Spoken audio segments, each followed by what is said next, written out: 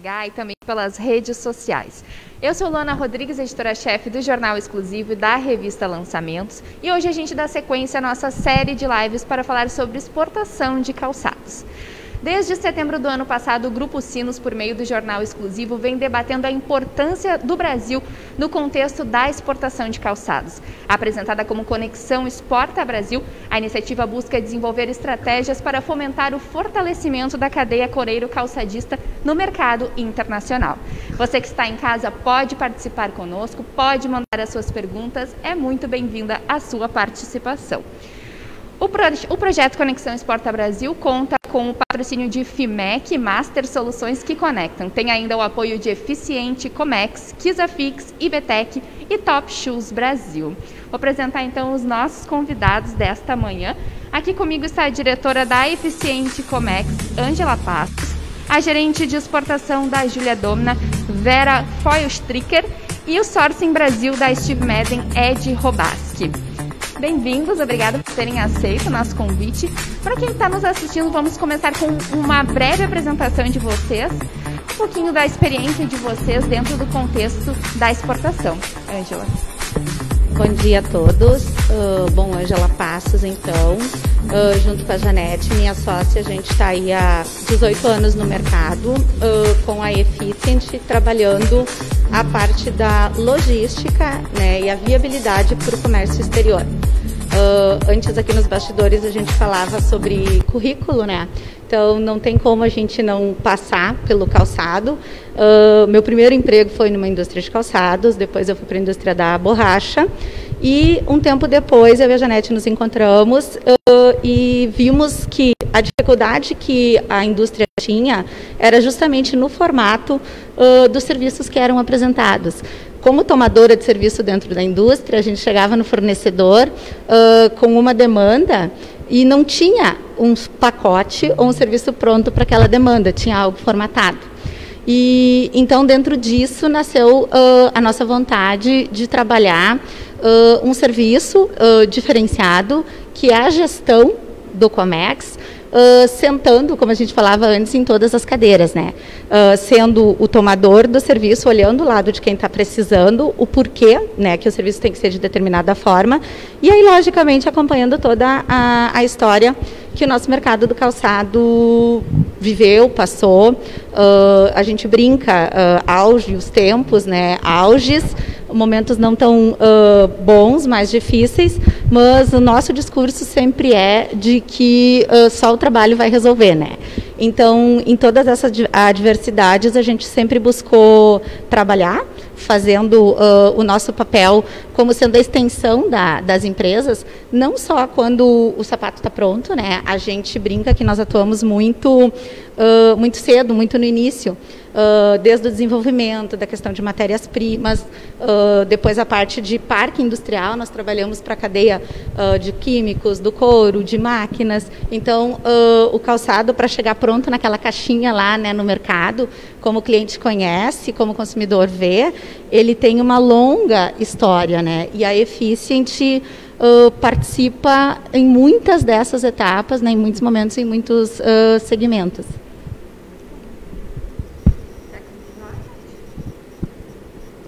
Meu bom dia a todos, as pessoas que estão nos assistindo também. Meu nome é Ed Robaski, eu sou Sourcing Brasil da Steve Madden, as operações diretas aqui no Brasil. Eu estou no setor de calçado já desde 1980, há bastante tempo, comecei bastante jovem e tenho assim tido a felicidade de trabalhar com empresas no início da minha carreira, com empresas americanas estabelecidas no Brasil. Já desenvolvi projetos na China, onde hoje temos escritório lá. Também já estou dentro da empresa na Steve Madden, trabalhando já há 8 anos, onde em 2019 eu estava gerenciando as nossas operações todas no México, que também foi uma experiência bastante interessante. E no ano passado retornei ao Brasil para dar início aos nossos projetos aqui no Brasil, trabalhando de uma forma direta. minha experiência, assim, vou procurar dar um pouco da minha contribuição e para que a gente possa ver o que o nosso setor pode fazer, o que nós podemos ajudar. Talvez eu traga uma visão um pouco diferente do que já foi colocado até o momento, porque vou tentar trazer, que eu traga uma visão do cliente, vamos dizer, de como que o cliente enxerga o Brasil, de como que nós vemos as possibilidades, as oportunidades aqui a nível do Brasil. Claro que a gente traz toda a experiência de um trabalho feito no exterior, na China e em todos os outros países que a gente também atua, né? É um prazer e muito grande estar aqui nesse momento com vocês todos. E agradeço muito a iniciativa aí do Jornal NH e do Grupo Sinos aí, e também a participação ativa de todas as entidades que estão envolvidas nesse processo aí. Tá certo. Vera. Eu me chamo Vera Feitstricker. Eu, primeiramente, gostaria de agradecer o convite. A gente ficou muito lisonjeado. Eu trabalho na área de exportação da marca Júlia Dona. Tenho um currículo de... Minha carreira começou nas exportações, né, nas exportadoras. Em 1982 começou isso. E eu vim trilhando um caminho em todas as áreas dentro dessas empresas. E em 2006 eu acabei sendo convidada pelo Zenglen para fazer a área de exportação deles lá dentro da fábrica. Então isso me trouxe um conhecimento muito grande, porque hoje eu conheço a fábrica e conheço a exportação, no caso, né? Então, aliando os dois, eu consegui entender bem melhor isso tudo. Então, a gente está aqui pronto. A Júlia Dona vem num crescente muito grande nesses últimos anos, é uma marca nova e nos orgulha muito isso, porque foi muito assertivo, a gente tem uma credibilidade muito grande e hoje a gente está vendo um horizonte meio calmo pela frente, mas com certeza a gente vai vencer isso tudo e vamos estar aqui quando isso tudo ficar bom de novo. Obrigada. Bem, tá certo. Vocês então têm, como a gente pôde perceber, uma bagagem muito grande no setor. O que vocês identificam nesse momento que é o principal desafio das empresas para elas se tornarem mais competitivas com a exportação, para o Brasil ser mais reconhecido e ganhar mais espaço lá fora? Qual seria o principal desafio? Ângela, quer começar? Okay. Estamos indo por ordem alfabética. Então tá, vou sempre ser a primeira. Não, podemos trocar também. Primeiro me redimir, né? Não agradeci o convite antes, no início, já saí falando. Realmente é super importante essa iniciativa. Parece que a gente já está vivendo isso, então para mim eu já estava confortável, acomodada, né, nessa coisa assim de estar promovendo esse tipo de encontro e esse movimento para estar fomentando justamente isso que a pergunta traz. Esse projeto que a gente começou lá no início, desde a concepção. Desde setembro, né? A gente vem juntos, enfim, já fez um longo trabalho. Justamente, né? Assim, como nós vamos nos posicionar, de que forma a gente vai atuar para fazer, a gente brinca, como sempre fez até hoje, do limão à limonada, né? As adversidades, elas sempre existiram em maior ou menor escala, e o que a gente encontra agora é, logicamente, um cenário novo, que foi diferente, que em alguns aspectos a gente ainda não tinha vivido, mas nós nos posicionamos enquanto empresa, enquanto profissionais, e buscamos isso junto aos nossos clientes, e hoje, falando assim, dá para se dizer quase um ano depois, que o caminho realmente assertivo foi de quem olhou pensando para frente, né? Como nós vamos fazer, qual vai ser a velocidade. A gente brinca assim, nós tivemos talvez um mês de estático, onde todo mundo parou e observou o que ia acontecer, embora não se tinha as respostas, mas a gente logo pensou, imaginou e definiu, é ação, é trabalho. E aí a gente percebe que aquelas empresas todas, como a gente está atendendo diferentes segmentos, diferentes tamanhos de empresas, e aí quando tu fala de conhecimento, de know-how, Claro que a gente pode falar aqui daquilo que a gente visualiza, acompanha. Nós temos na carteira clientes muito diferentes, né? E aí a gente consegue perceber aqueles que, sim, entenderam que tinham uma nova realidade, um desafio, e fizeram a mesma coisa. O que nós vamos mudar? Como que vai ser isso? Como que vai ser aquilo? A palavra todo mundo usa, né? Mas se reinventar, criar alternativas, indiferente de como cada um fez. A primeira coisa foi daí de novo que a gente falava do projeto. É bola para cima, é bola para frente, né?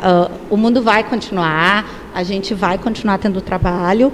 Pode ser que será diferente, que nós não vamos nunca mais voltar.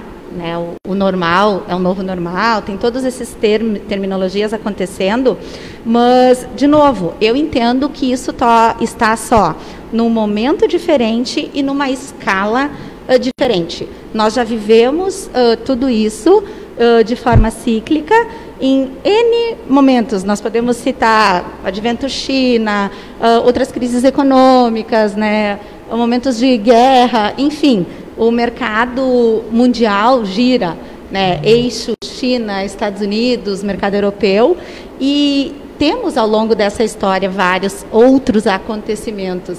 Nós, então, respondendo assim a tua pergunta, olhamos de forma otimista. É lógico que a gente não pode dizer que não tivemos desafios, né? Mas assim como nós estávamos estruturados para, no primeiro dia, ir trabalhar em home office, e claro, a nossa atividade permite, aí a gente vem um pouquinho assim, o Brasil tem uma infraestrutura de Comex que eu elogio, né? Se a gente for comparar muitos países do mundo, não tem. Nós temos muitos problemas políticos, econômicos, financeiros, e que são de infraestrutura que atrapalham muito o comércio exterior, mas, por outro lado, a gente tem outros que são muito bons. Então, neste sentido, estar estruturado com todo esse advento da tecnologia, da internet, permitiu que as coisas continuassem, né? Pudessem continuar acontecendo. E aí, por outro lado, as empresas que se deram conta, e dentro cada uma da sua condição, com velocidade fez isso, teve muito mais êxito e teve muito mais resultado. O que não é nenhuma novidade, né? Que enquanto está se reclamando e não se está trabalhando, não anda, né? Então, assim, a primeira coisa é trabalho, ação e tempo, né? Quem fez primeiro, com certeza, está colhendo, já colheu e vai colher esses frutos primeiro. Bacana. A Vera, vocês trabalham tanto com a exportação da marca Júlia Domina como a produção de outras marcas, interno, né? E também outras marcas. Isso, como é que é para vocês isso? Ao longo de todos esses anos, a questão dos principais desafios, tanto com a marca de vocês quanto com as outras marcas? Bom, como a Ângela falou, a gente, no primeiro momento, a gente teve aquele impacto com tudo isso, porque nunca pensávamos em passar por uma coisa tão séria quanto isso, mas naquele período em que a gente teve que ficar em casa, a gente teve que pensar numa maneira, no voltar e o que fazer. Então, logo que a gente voltou, a gente já voltou fazendo um planejamento novo, uma reestruturação da empresa, uma reestruturação da marca e tudo mais, de como que a gente ia atacar. E é trabalho. Então, assim, a gente começou a verificar outras maneiras de vender, porque a gente sabia que não ia mais ter feiras, nem para o mercado interno e nem para o externo. A gente, né, usou muito a mídia que hoje nós temos, né, a nosso dispor. E a gente está otimista, super otimista, porque quando a gente voltou, a gente tem por trás de nós temos um staff de profissionais super competentes em todas as áreas, porque nós mesmos fazemos nosso desenvolvimento, nós fazemos as nossas linhas, e é uma linha vasta. Então, assim, a gente tem hoje um produto para cada segmento da moda. Então, nós não nos resumimos a uma coisa só. Então, nós temos uma solução, assim, mais à mão neste momento, sabe? E isso foi para todas as marcas. A gente começou a trabalhar para o que o cliente necessitava. A gente foi lá, procurou, porque isso foi uma pandemia mundial, foi um problema mundial. Então, claro que todos os nossos clientes foram afetados por isso. Então, o primeiro momento era o quê? Era falar com todos, ver o que estava acontecendo em todos, é o que a gente faz até hoje ainda, né? Quase que semanalmente a gente fala com todos, porque cada país tem o seu pormenor, o seu momento que está passando, e é uma onda, né? De vez em quando está tudo aberto, daqui a pouco fecha tudo. E a gente tem que estar sempre com isso em mente, agilidade, profissionalismo, credibilidade. A gente tem que manter isso, porque é isso que vai nos manter vivos até que isso passar. A gente vai ter que passar por isso tudo. Como tu disseste, crises, nós já estamos acostumadíssimos a todas elas. Nós passamos e sobrevivemos. Então, a gente está muito otimista. Essa é a palavra. Que bom. Eu quero lembrar que quem está nos assistindo em casa pode mandar a sua pergunta, basta deixar nos comentários no Facebook, que a gente vai ler aqui e os nossos convidados vão responder. O Ed trabalha na Steve Madden, que compra as marcas brasileiras também, né? Queria que tu trouxesse um pouco desse teu relato do outro lado. Como é que tem sido trabalhar nesse ano que foi tão atípico com a exportação? Primeiramente, eu vejo como um momento de grandes oportunidades, né? Eu acho que sempre crise é momento de oportunidade.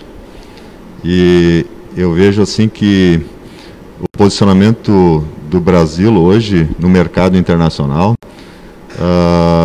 está de uma forma bem mais competitiva, né? E o nosso negócio é private label, né?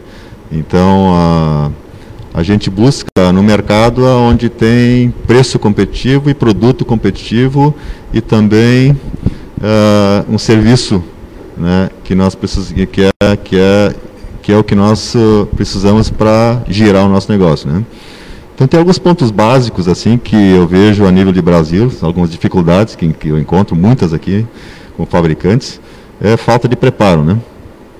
São poucas empresas que estão hoje preparadas para fazer frente ao mercado internacional. Nós perdemos muito na última década, perdemos muito mercado em função de posicionamentos político-econômicos do Brasil, o que levou aos clientes basicamente de private label, que era o que nós tínhamos aqui no passado, que fomentou a nossa indústria, foi o private label, né? Levou para outros mercados onde é que a mão de obra é mais barata, onde o custo é mais baixo. Quer dizer, o sapato é a indústria nômade, né? Levanta a barraca daqui, monta no outro lugar, em seguida está fazendo sapato, um dia para o outro está fazendo sapato, né? Então é fácil de aprender, gira uma mão de obra bastante grande, envolve, mas não é uma coisa muito complicada porque é muito segmentado, assim, é cada profissional, né? Então é fácil de aprender. Mas eu vejo assim, esse é um momento muito importante a nível de Brasil, né? Essa questão cambial, vamos dizer assim, acho que esse ajuste cambial que aconteceu desde o ano passado já era algo previsto, né? De uma certa forma, e assim, dentro do private label, o primeiro ponto é preço, né? Então vai se ver aonde nós vamos comprar, porque nós temos a concorrência dentro do mercado, né? Dentro do mercado americano, nós temos os nossos concorrentes. Se eu não tiver um preço competitivo, o concorrente vai avançar no mercado. E uma das coisas também muito importante é velocidade, né? A gente observa, por exemplo, que uma dificuldade muito grande que nós temos é a velocidade das empresas, né? As empresas não estão preparadas para enfrentar isso. Como nós perdemos muitos profissionais para o mercado nos últimos 10 anos, e perdemos esse mercado, né? Pode enumerar aí mais de talvez 2 dezenas de fábricas que não existem mais, que eram essencialmente exportadoras no private label, né? Tem gente que critica o private label, que tem que fazer o brand, mas eu penso que nós não estamos preparados para levar o nosso brand ao exterior, né? A nossa marca ao exterior, né? Requer muito investimento, né? Nessa última década aí, na verdade, o que eu consigo enxergar assim é que não havia necessidade também de exportar as marcas próprias. Esse foi o primeiro ponto assim que eu vejo. As empresas estavam muito acomodadas, tinha crédito farto no Brasil para se expandir dentro do mercado interno. O investimento para colocar uma marca no exterior é muito alto, tem que ter muita persistência e tem que ter uma cultura de exportação. tem que entender o mercado que você vai entrar, né? E aí cada empresa tem um determinado tipo de produto e ela tem que saber o segmento que ela vai querer entrar, porque se tu entrar no cliente errado não vai funcionar, né? Então isso a história do calçado é cíclica, né? Então se nós olharmos os Estados Unidos há 50, 60 anos atrás, tinha muitas empresas, fábricas de calçado lá. Essas fabricantes se moveram na época, há 30, 40 anos atrás, vieram para o Brasil, e a Europa também comprava, mas o Brasil foi o boom, foi o forte na época. E esses empresários se transformaram, fabricantes se transformaram em wholesale, em distribuidores. Eles viram a oportunidade de comprar e revender no mercado. E eles criaram dentro do mercado americano uma estratégia de negócios onde é que eles puderam segurar esse negócio na mão deles, né? Tanto que o mercado americano é um mercado que não é muito fácil de entrar hoje. É um mercado complicado de entrar lá. Quem está lá forte são quem? São os wholesales. Então, para nós fazer esse private label, nós temos que entrar através dos wholesale para fazer volume, né? Aí esse é um dos caminhos, fazer o wholesale. E eu vejo assim, a nível de preço hoje, voltando à questão cambial agora de dólar, né, hoje nós estamos favoráveis e eu vejo assim o Brasil com grandes possibilidades. Nós temos uns 2 anos aí de luz para a gente arrumar a casa e tentar solidificar os negócios aqui no Brasil. Com um câmbio competitivo, porque vão haver várias modificações a nível político e internacional, o que vai nos favorecer nesse próximo período. Então, acho que são grandes oportunidades que nós vamos ter pela frente. A gente tem uma pergunta aqui que vai passa pelo que tu falou. Acho que eu queria ouvir também o que a Vera acha sobre isso. A Jerusa Mota pergunta se a retomada do protagonismo exportador do Brasil passa inevitavelmente pela exportação do private label. É uma coisa complicada, porque é como o Ed falou, para te colocar a tua marca no exterior, isso exige investimentos, exige viagens, e isso tudo exige o investimento. Então, o bom para nós hoje, o que nos favorece, a Júlia Dona, é porque nós temos uma linha de mercado interno. Então, nós podemos, para muitos clientes nas feiras, vender esta linha, né? Esta mesma linha. Mas muitos deles compram com a sua marca, que é o private label. Então, e outros compram já com a nossa linha, com a nossa marca, porque é uma marca simpática, interessante. Mas tudo isso olhando para a nossa linha. Mas, obviamente, a fatia grande do mercado vai ser o private label. Vai ser... Hoje nós vemos, o Ed até frisou uma coisa muito interessante. Este período todo que nós estamos estagnados, entre aspas, é um período bom para a gente repensar, para a gente analisar. E a gente está tendo também muita procura de companhias, de agentes para cotar preços conosco, para ver, porque o mundo está voltando de novo a olhar para o Brasil.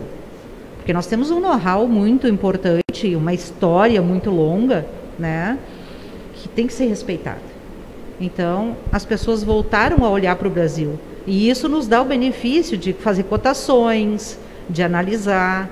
E o private label, sim, vai ser, eu acho, num primeiro momento, um carro-chefe para se voltar. Claro, vai ser uma fatia deste mercado, né? Porque tem outros locais do mundo ainda a serem mais explorados, né, do que voltar ao Brasil. Mas nós temos a nossa oportunidade agora. O dólar num preço bom, num valor ideal no momento, assim, isso nos dá o benefício de repensar a nossa situação. Pode complementar. Eu penso que eu concordo com a Vera, eu acho que sim. Acho que passa necessariamente pelo private label, né, a retomada dos negócios do Brasil. Mas essa retomada vai depender muito do posicionamento de cada fábrica, de cada empresa, da capacitação da empresa, da fábrica, de formas que ela possa realmente competir nesse mercado internacional, né? Como eu falei há pouco, nós perdemos a mão do sapato, da exportação, da qualidade. E um trabalho que eu estou fazendo hoje aqui, já desde o ano passado, é justamente um novo modelo de negócio. Eu acho que esse modelo de negócio que nós tínhamos aqui, do cliente vir comprar das fábricas, as fábricas serem compradas, formato de negócio que vinha, assim, com grandes estruturas, com custo altíssimo, esse modelo para mim está ultrapassado. A gente falou bastante sobre isso que em outras lives, que antigamente se esperava ser comprado, né? E que hoje em dia realmente não tem mais como. E eu vejo assim que um trabalho que a gente está fazendo aqui é justamente capacitar as empresas. Né? Nós precisamos que as empresas estejam com a maior autonomia possível, que a gente possa poder trabalhar diretamente com essas fábricas, que as fábricas tenham uma estrutura para nos atender, onde a empresa pode absorver esse custo dentro do contexto geral de produção da empresa, sabe? E aí nós nos tornamos mais competitivos também internacionalmente. Né? A gente está fazendo um trabalho aí inovador aí no sentido de um benchmarking também, tipo assim, trazendo os nossos parceiros para conhecer outras empresas que nem são do ramo do calçado também, mas com alta tecnologia, para ver o que pode ser aproveitado, para abrir a cabeça do empresário, para ver o que nós podemos fazer também a nível de tecnologia, né? Porque passa por aí também nessa questão tecnológica. Hoje nós temos fábricas com um nível altíssimo de tecnologia, né, que realmente conseguem trabalhar a nível de preço que eu estou praticando na China, por exemplo. Os preços da China subiram agora nos últimos meses também. Então hoje a gente está produzindo, tipo assim, daquela ideia de que fazer sapato de 20 a 30 dólares no Brasil, como era no passado, vai continuar existindo, mas não é o que vai nos trazer o volume de exportação, né? Eu acho que hoje, assim, eu vejo perfeitamente, eu tenho volumes grandes, nós temos, assim, para trazer para o Brasil, mais ainda, mas, assim, nessa faixa de preço, 10 dólares, 10 a 20 dólares, menos do que isso, 5 dólares, 7 dólares, preços que são praticados na China, claro, com volumes consideráveis, são volumes grandes, né? Então, hoje 70% da nossa produção ainda é na Ásia, né? Então, o que é bastante significativo, e o nosso projeto é realmente trazer um volume maior para o Brasil, mas temos que capacitar esse empresário. Essa capacitação passa por vários níveis, né? Desde a parte tecnológica, da parte humana, que esse recurso humano está escasso também, né? E o entendimento da cultura do mercado. Nós precisamos muita velocidade, o que é difícil de encontrar aqui, né? Nosso lead time é muito curto, talvez um dos mais curtos que tem no mercado, né? A gente consegue começar um pedido do zero, fazendo matrizaria de sola, fazendo forma, fazendo tudo do zero, e em 30 dias entregar 15, 20 mil pares ou mais. Então, assim, mas justamente por esse sistema novo de gerenciamento que a gente tem do negócio, né, de uma forma direta, e estamos implantando também um sistema de gerenciamento compartilhado, onde todas as informações que a gente coloca no sistema, as empresas, fábricas vão colocar diretamente, nós estamos dando acesso às empresas, às fábricas a entrar no nosso sistema, capacitando as empresas, as fábricas com cursos também para aprender como funciona no nosso sistema, para impressão de etiquetas, e aí vai, sabe? É uma série de processos que está sendo implementado justamente para tentar inovar e para a gente conseguir entrar nesse mercado de uma forma sólida e ficar aqui nesse mercado. Interessante. A gente tem, como eu falei no início, desde setembro a gente iniciou esse projeto Conexão Exporta Brasil, e uma das demandas que partiu do setor era tentar ouvir o que pensa, especialmente aqui no Rio Grande do Sul, o governador Eduardo Leite, né? Tentar um posicionamento um pouco mais político para saber de que forma o Estado pode ajudar também a melhorar, a fomentar o desenvolvimento da cadeia coureiro-calçadista fora do Brasil. Hoje pela manhã, nosso colega, editor de política aqui do Jornal NH, João Ávila, esteve com o Eduardo Leite, governador Eduardo Leite, lá em Porto Alegre, e levou até ele uma questão que a gente desenvolveu. Vamos ouvir. Governador, desde setembro do ano passado, o Grupo Sinos conta com um projeto chamado Conexão Exporta Brasil. E a intenção é fomentar o desenvolvimento do setor calçadista brasileiro no exterior. O Rio Grande do Sul é líder em exportação de calçados e se manteve em primeiro lugar durante a pandemia. No entanto, ao longo das últimas décadas, o calçado brasileiro vem perdendo espaço para mercados como o da China, por exemplo. Existe algum projeto do governo que fomente a exportação ou como o Estado pode ajudar as empresas a investir um pouco mais em exportação? Olha, João, o setor calçadista se caracteriza pelo emprego de mão de obra de forma intensiva, é, portanto, uma área estratégica. A gente tem trabalhado com muito diálogo com as entidades ligadas ao setor para criar todas as melhores condições para o desenvolvimento desse setor no estado do Rio Grande do Sul. A gente atendeu com regras de benefício especial, de ordem fiscal, a uma demanda do setor, colando benefícios que eram dados em outros estados, como Santa Catarina, aqui para o Rio Grande do Sul. E entendemos que o Rio Grande do Sul também pode avançar muito, não apenas na exportação, mas para o próprio mercado interno, a partir do que nós estamos fazendo na política tributária do Estado. A gente está reduzindo a alíquota interna já de 18% para 17,5%, né? A ordem é continuar nesta linha de redução do ICMS, que afeta diretamente o varejo, na medida em que, com essa redução de alíquotas para o calçado, para centenas de outros produtos, o custo para o consumidor é reduzido, né? Para o lojista, consequentemente, melhora a condição de compras internas. Também acabamos com a DIFAL, com as alíquotas internas sendo reduzidas de 18% para 12%. Tudo isso é para estimular a nossa economia nos diversos setores, incluído aí o setor coreiro-calçadista. Do lado da exportação, né, as medidas que podem ajudar o nosso Estado são de ganho de competitividade a partir de melhorias de infraestrutura, de melhorias de burocracia, né, acelerando as condições de exportação do Estado do Rio Grande do Sul nos diversos setores, incluído aí o setor coreiro-calçadista. Por isso que a gente está trabalhando bastante em viabilizar parcerias com o setor privado para investimentos em infraestrutura, as melhores condições de funcionamento do Porto de Rio Grande também para escoamento da nossa produção pelo Porto de Rio Grande, entre outras medidas que possam ajudar na exportação do setor coreiro-calçadista. Mas entendemos que ainda temos muito para ganhar no próprio mercado interno, né? O calçado gaúcho pode ganhar muito espaço no mercado interno e é também um dos nossos focos. Em novembro, durante a feira... É isso. Em novembro, durante a Feira Zero Grau, a gente já tinha conversado também com o governador Eduardo Leite, tentado falar sobre a questão da exportação.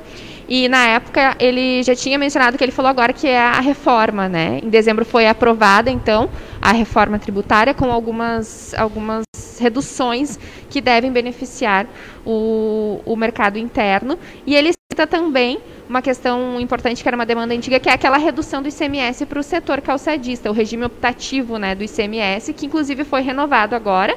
As empresas tinham até dezembro para se credenciarem de novo, né, quem gostaria, e teve uma adesão bastante grande. Então, essas são...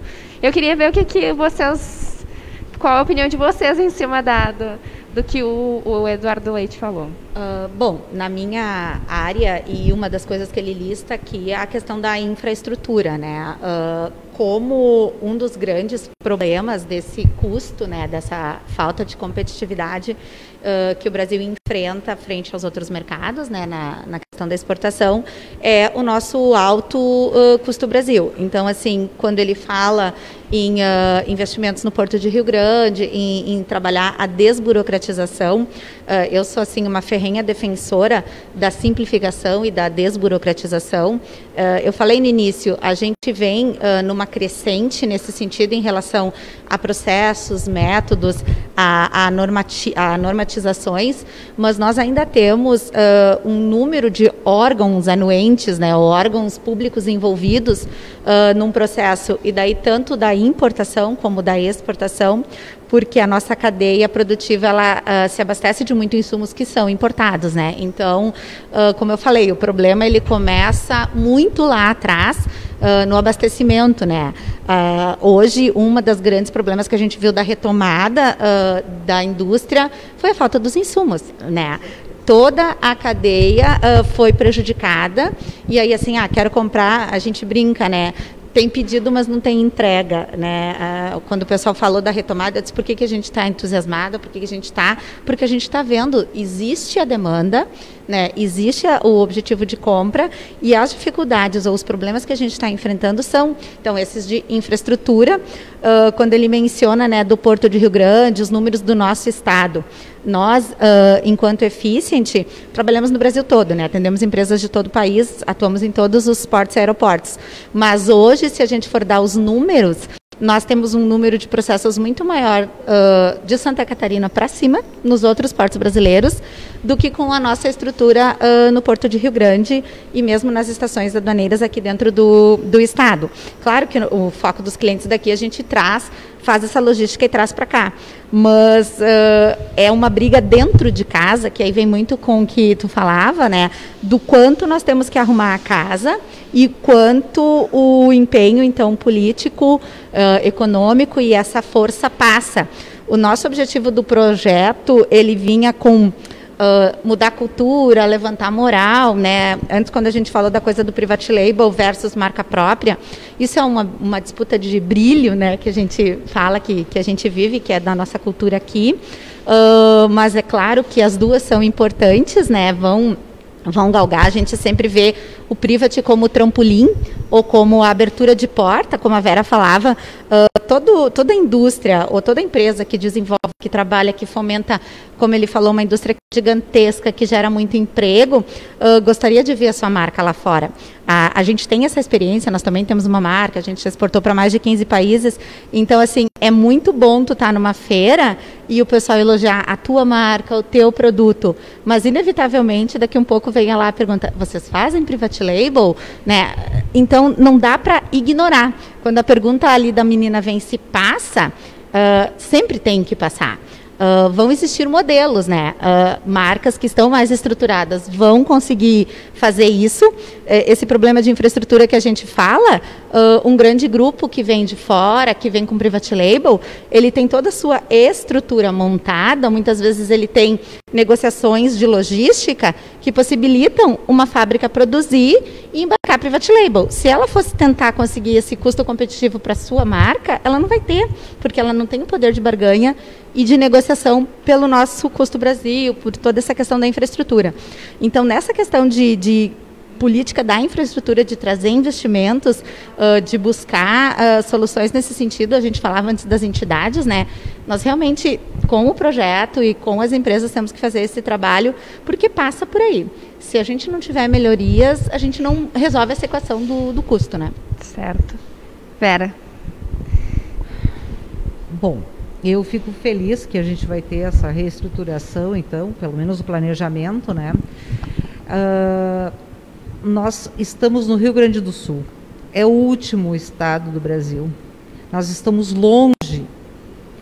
Quando o cliente faz um custo de levar a mercadoria até a sua casa, ele analisa esse custo e fica caro, no final das contas, mandar por Rio Grande ou mandar por um aéreo Porto Alegre, quando a gente tem uma entrega no destino, né? Então, assim, eu, por exemplo, todas as minhas... A maioria dos meus clientes leva a sua mercadoria via aérea. Todos os meus embarques são Viracopos. Eu não tenho embarque aqui, porque o custo já começa de São Paulo para cima. Então, Rio Grande, eu tenho poucas mercadorias que vão para Rio Grande. Eu tenho mercadorias para a Europa que vão para o Rio Grande. Só. Então, eu não tenho nem poder para argumentar com o cliente, até porque nós não temos voos para todos os lugares, então eu não tenho argumento para isso. Eu já preparo o meu preço FOB entregando em Viracopos para os clientes que eu já sei, porque eu já sei quais são, né? Então eu já preparo isso, mas eu vejo também que isso é um problema para o mercado interno também, nós sermos o último estado do Brasil. Olha quantas fronteiras nós passamos, né, até chegar nos portos de compra no Brasil, assim, nos autos, né? Então nós temos toda essa coisa a analisar, não é fácil isso. Então isso aumenta o custo do calçado, isso onera, né? Mas a gente fica lutando. Vamos lá. É isso Ed, complementar. Bem, muito importante as colocações do nosso governador Eduardo Leite. Realmente a estrutura,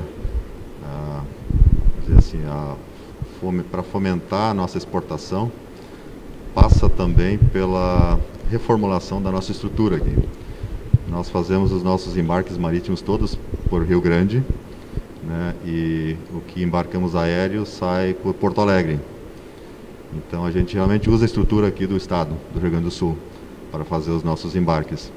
E com o aumento dos volumes, essa participação do estado, essa preocupação também para fomentar a exportação se faz assim fundamental, é realmente muito importante. E fico bastante contente que o nosso governador está realmente se envolvendo nesse aspecto também, né? E vejo assim que precisaria algo mais, né? Além do estado, né? Eu penso que as nossas entidades que são ligadas também, que têm ligações junto ao governo federal, eu acho que teria que se trabalhar também em outras linhas de frente a nível de convênios com os outros países, convênios bilaterais, né? Por exemplo, nós temos um exemplo prático, assim, nós temos uma sandália de sintético, onde o imposto de importação para os Estados Unidos é 37,5%, quando tem cabedal de tecido, ou de fabric, que se chama, né? Que não é sintético. Então a gente tem que fazer uma flocagem na sola para que esse produto chegue a 6% de imposto de importação, na duty. Então tem certos truques aí na legislação americana que, de uma certa forma, inibem a exportação de certos tipos de produtos do Brasil, né? Antigamente se exportava praticamente só sapato de couro do Brasil. Esse perfil mudou, né? Mudou muito. A gente busca hoje no mercado aqui, tipo assim, talvez mais de 50% de produtos com cabedais sintéticos, né? Que é o que a gente trabalha muito com outros países da Ásia, né? Mas vemos que tem um potencial muito grande para trabalhar isso aqui do Brasil, né? E esse imposto de importação, a duty que se paga lá, é realmente muito alto, sabe? Então tem certas coisas que eu acredito assim que, se houver um envolvimento maior das nossas entidades, eu acho que dá para se trabalhar isso também junto ao governo federal, para que consiga também ajudar na viabilização desse crescimento, desse boom maior, né? Eu vou ler alguns comentários aqui que a gente recebeu, e tem comentário e tem recado aqui para os nossos participantes. A Lizzie Lampert disse: gostaria de enviar meu abraço para a Vera, que foi minha colega de exportação nos anos 80. Baita profissional, com talento e habilidade e expert no que faz. E parabéns para todos, a live está perfeita. E desejou saúde a todos nós, igualmente para ela. Também a gente tem aqui um comentário da Cristine Schneider da Rocha, falando que é gratificante assistir essa live com profissionais competentes e sabedores do que realizam em prol da exportação dos nossos produtos. A Master Equipamentos se orgulha do Conexão Exporta Brasil. Master, nossa parceira aqui no Conexão Exporta Brasil desde o início. A Cristine pergunta para vocês, se vocês pudessem, cada um, falar apenas uma palavra do que a gente precisa para incentivar e concretizar a eficiência da exportação na indústria coreiro-calçadista. Pergunta difícil. Credibilidade. Uma palavra, gente, só uma. Confiança, né? O cliente precisa ter confiança. Essa é a palavra-chave. E aí, Ângela? Eu vou dizer ação. Tempo, velocidade. Ótimo. E a gente já está quase no finalzinho, vou tentar fazer mais 2 perguntas, vamos ver se a gente consegue, vamos resumir um pouquinho as respostas. O nosso principal cliente de exportação é os Estados Unidos, né? Eu queria voltar um pouquinho para essa questão política. O que vocês acham que representa agora para o Brasil essa mudança de governo, né? A entrada do Biden traz alguma novidade? Como é que a gente está na questão de melhorar a nossa relação com o país? A gente sabe que a gente já vinha tentando, né, algum tipo de acordo. e ainda não se concretizou. Como vocês enxergam esse posicionamento, já que os Estados Unidos é o nosso principal cliente, né, para onde a gente envia a maior parte? Quer responder? É uma pergunta bem interessante, realmente é bem pertinente, né? E que causa uma certa preocupação pelo nosso empresariado também, né? Sabemos, como já foi até anunciado pelo Biden, que ele vai entrar com um posicionamento político a nível no sentido de reduzir o valor do dólar a nível mundial, né? Eles vão fazer emissão de moeda, vão fomentar mais a indústria para tentar tornar os Estados Unidos um pouco mais competitivo na exportação. Isso para incentivar a formação de empregos também, porque o nível de desemprego está muito alto dentro dos Estados Unidos, trazer novas empresas e trazer novos capitais dentro do mercado americano. Com isso eles vão certamente vão aumentar a taxa de juros, que também já houve já foi certamente de uma certa forma anunciado. E isso vai fazer com que haja uma certa desvalorização cambial, mas não vai ser a nível de Brasil, vai ser a nível mundial. Então nós vamos ficar mais ou menos no mesmo patamar que estamos, né, de competição internacional. Mas tem outro aspecto, sabemos que a China é muito agressiva com os posicionamentos deles. Então, não tem nenhuma informação ainda nesse sentido, mas a minha sensibilidade, né, me diz que o posicionamento deles vai ser bastante agressivo, que pode ser desde linhas de incentivo, linhas de crédito para as empresas lá, como hoje eles dão 10% de retorno de impostos para quem exporta, eles podem aumentar isso para 15%, para 20%, eles podem fazer uma redução do renminbi, que já houve de 7, está em 6, baixou para 6,50, eles podem baixar para 6, enfim, para tentar tornar o produto deles competitivo para o mercado americano. Isso são suposições, né? Agora, a grande questão é o que nós vamos fazer com isso, né? O que o Brasil vai fazer com isso? Qual vai ser o nosso posicionamento? Então, isso passa também por decisões políticas, né? E penso que as nossas entidades também, o envolvimento das nossas entidades vai ser fundamental nesse processo, né? Porque vai ser uma forma de ou nós vamos continuar no jogo ou nós vamos sair fora do jogo, né?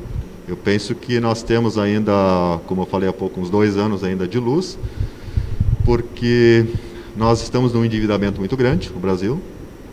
Precisamos manter uma taxa cambial um pouco alta, com a fuga de capitais que vai sair do Brasil para investir no mercado mais sólido, que é o mercado americano, pela alta dos juros lá. Também vai ajudar no equilíbrio do câmbio aqui no Brasil. Os próprios bancos que têm agências no exterior que fizeram um hedge cambial também vão ter que recomprar mais 15 bilhões de dólares esse ano no mercado, vão ter que buscar no mercado. Então nós temos vários fatores que indicam que nós vamos ter uma certa estabilidade cambial durante esse ano de 2021, que é o período que nós temos para arrumar a casa e tentar solidificar a maior quantidade de negócios possíveis aqui, né? A gente vai continuar comprando aqui, o negócio de private label vai vir, eu acho que de uma certa forma um pouco mais para o Brasil, não de uma agressividade como talvez muitos esperam, mas o private label é muito sensível a preço. Então, se nós tivermos uma alta muito grande em preços, vai fugir daqui, não segura. Então, penso que a melhor opção ainda das empresas é o brand, fazer as marcas fora no exterior, a nível de exportação, mas tem que adquirir a cultura, tem que ter investimentos, né? Tem que ter muito trabalho aí de pessoal qualificado, de ser humano para poder fazer esse processo acontecer, né? Isso a longo prazo, né? Mas a curto e médio prazo, sem dúvida, vai ser através do private label. Tá certo. Tem mais um comentário aqui e a gente já vai ter que encerrar nossas considerações finais. A Janete Cristine Miller fala que o painel foi ótimo, com especialistas do mercado coreiro calçadista, e que a Eficiente Comex acredita no potencial do setor e assessora empresas há 18 anos. Também nossas parceiras aqui na audiência. Pessoal, vamos então encerrar. Eu queria que vocês finalizassem falando então um pouquinho assim do que fica para esse ano, né? A gente passou aí por um 2020 bem conturbado, com certeza, como a gente falou, aprendemos muito. E qual a expectativa de vocês agora, então, para exportação para esse ano e já, então, se despedindo de quem nos assistiu? Pode contar. Bom, como eu falei no início, é de muito entusiasmo, tá? Como a Vera também disse, nós, por incrível que pareça, enquanto empresa, enquanto negócio, fizemos o nosso melhor ano em 2020 dentro da pandemia. E o nosso janeiro não está diferente, né? Nós estamos vendo, então, nesse nosso cliente, que é uma indústria, que é isso tudo que foi tratado de estrutura, de se preparar, de trabalho, de ação para o que vai vir lá na frente, pelo menos dentro do nosso círculo, dos nossos clientes, a gente tem visto muito. Ainda um baita projeto de equipamento, maquinário. Isso é uma coisa que eu sempre falo. Quando uma indústria está comprando máquina, é porque ela está se preparando, é porque ela está fomentando para o que vem à frente. Então, assim, o nosso posicionamento é de entusiasmo, mas é lógico, a gente não fecha os olhos para todas as dificuldades que se teve e todas as diversidades que se tem, sejam elas políticas, de infraestrutura, as econômicas. As palavras que os três disseram, né, a credibilidade, e eu trago muito a ação, de novo, gente, quem fez, quem trabalhou, a duras penas, como a gente fala, está aí. A palavra para 2021 vai ser essa de novo, muito trabalho, né? Muita velocidade no trabalho, com, então, entusiasmo e com esse olhar lá na frente. Essa coisa falando da conexão, da exportação do private label, talvez no início se teve uma euforia, acho que o Neto pode completar melhor do que eu nesse sentido, em que teria uma fuga em massa dessa produção asiática para cá, muito rápida.